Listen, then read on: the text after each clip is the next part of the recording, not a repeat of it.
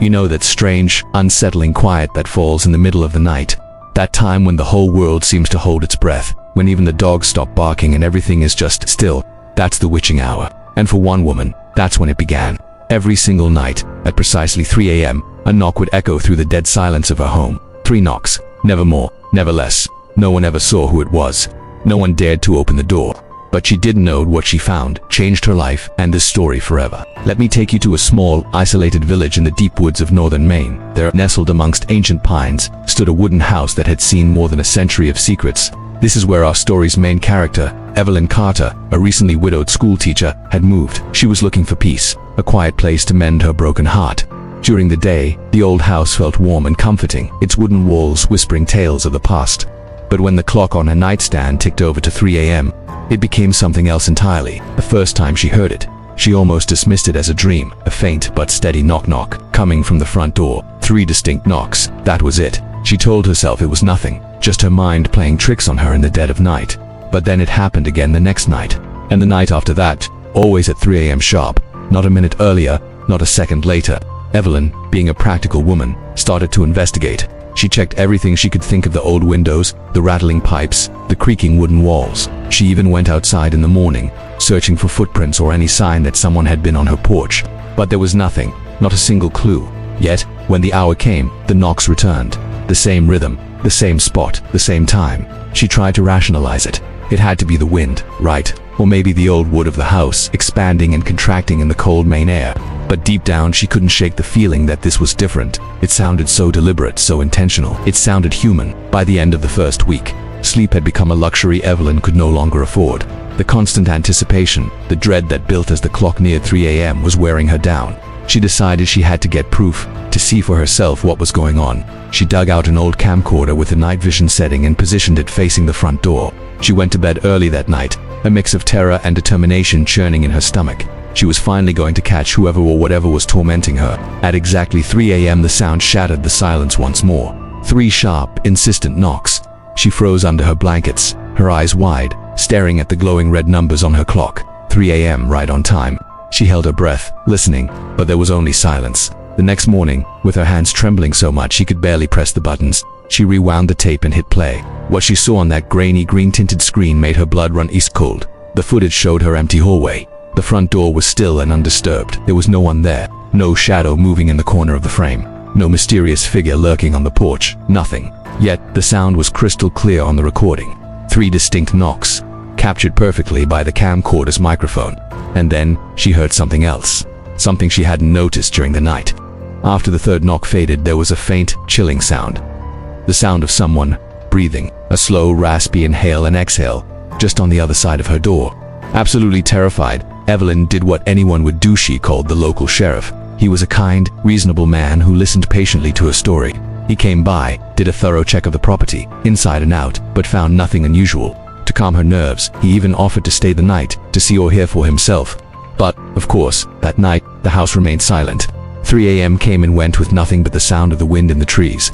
The sheriff left the next morning, assuring her it was probably just the old house settling. But the moment his patrol car was out of sight, Evelyn knew he was wrong.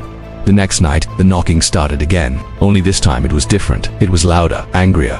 The entire door rattled in its frame as if someone was pounding on it with all their might. In a moment of sheer panic, Evelyn scrambled to the peephole, her heart hammering against her ribs.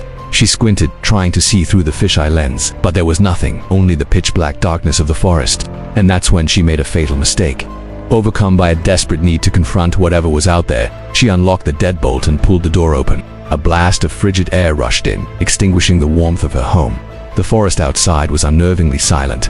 The usual nighttime symphony of crickets and rustling leaves was gone. It was as if the entire world was holding its breath. And then, her eyes fell to the doormat. What she saw there made her heart stop. There, on her welcome mat, were wet footprints, bare feet. The prints were small, delicate, and they were leading away from her door, disappearing into the darkness of the woods. The next day, she couldn't shake the image from her mind. She needed answers. She went to see her neighbor, an elderly man named Harold who had lived in the village his entire life. When Evelyn recounted the story of the knocks, of the camcorder, of the footprints, Harold's face went pale. He looked at her with a deep, sorrowful expression and said quietly, "You shouldn't have opened that door, Evelyn," confused and frightened. pressed him for an explanation. And so, Harold told her a story, a local legend that had been whispered in the village for almost 100 years. He told her that back in 1923, a woman named Margaret Holloway lived in that very house. One morning, she was found dead, her body slumped against the inside of the front door. The town doctor, unable to find any physical cause, ruled that she had died of pure fright.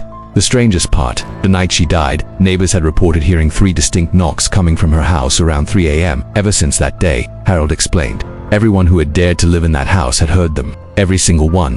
Some were smart enough to pack up and leave after the very first night. Others, like Evelyn, stayed longer, only to deeply regret it. The legend said that Margaret's restless spirit still wandered the property, knocking on the door of the living, searching for someone brave or foolish enough to answer. But once you did, once you let her in, she would never leave you alone. Evelyn didn't need to hear any more.